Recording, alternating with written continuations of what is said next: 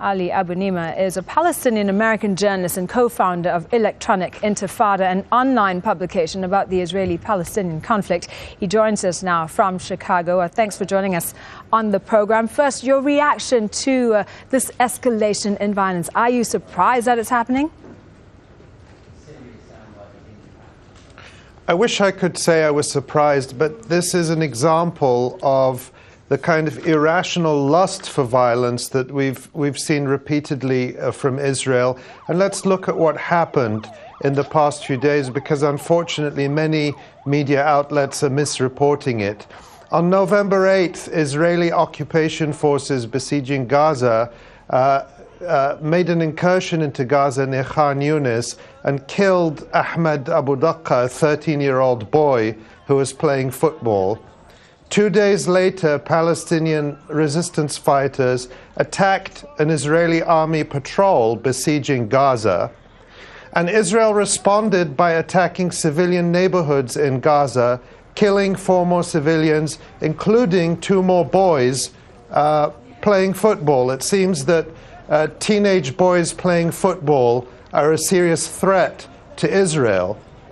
In the past 24 hours, at least before the extrajudicial execution of Al-Jabari this morning, Reuters reported that there had been a lull in violence. There had been an effective truce brokered by Egypt. Israel decided to shatter it by carrying out the attacks today. So the question really is why Israel has this irrational lust for violence, will not accept a truce, and is obsessed with provoking and attacking people in Gaza and denying them any opportunity to live a normal life. And Israel seems hell-bent on this violence, even if it means that retaliatory rocket fire from Gaza is going to make the lives of its own citizens difficult. Israel says that it's defending itself, that Hamas started this latest escalation in violence.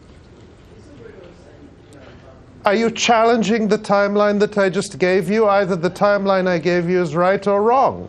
How can Israel be defending itself if it is crossing into Gaza, killing children, that when Israeli occupation forces are attacked and Palestinians have a right to self-defense, they have a right to resist occupation, Israel responds by shelling civilians? I mean, who in their right mind would call that self-defense? Who would call a siege, a 6-year-long siege, where they count the calories of children in Gaza and only allow a drip feed of food in to meet the minimum calories to avoid starvation? Who would call that self-defense? Who would call it self-defense the fact that Israel shells fishermen on a daily basis? I know that Al Jazeera doesn't report it every day, but it's happening every day. Is all of that self-defense?